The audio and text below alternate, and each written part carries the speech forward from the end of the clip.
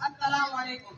हिंदुस्तान में कई मजहब को मानने वाले लोग रहते हैं, सब अपने अपने मजहब के लिहाज से त्योहार मनाते हैं, लेकिन कुछ कौमी त्योहार सभी लोग मनाते हैं, जैसे कि यौम आज़ादी। यौम आज़ादी 15 अगस्त 1947 के दिन मनाते हैं।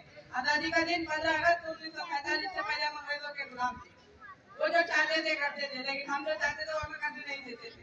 इसी तरह उन्होंने हमारे मुल्क पर 200 साल तक हुकूमत की, हमारे देश को लूट लूट कर दे गए। हमारे देश के आदिवासियों ने अपनी जान की बातें लगाई। इस पर उल्लाह खान ने फांसी के बंदे को चुना। अंग्रेजों से छुटकारा पाने के लिए एक मुहिम चलाई गई। अंग्रेजों ने इस बात को मुंह पर लिया कि वो अब ज्यादा वक्त तक हिंदुस्तान पर हुकूमत नहीं कर सकते। लिहाजा 15 अगस्त 1947 को इन्होंने हमारे मुल्क को अपनी गुलामी की शिद्दत से आजाद किया। हमारे मुल्क का कौमी तिरंगा सबसे पहले दिल्ली के लाल किले पर लहराया गया।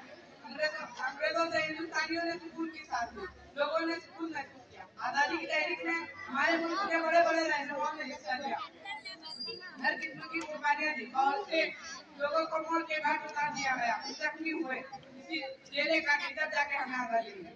लिहाजा हमें आजादी 14 अगस्त की रात 12 बजे हासिल हुई।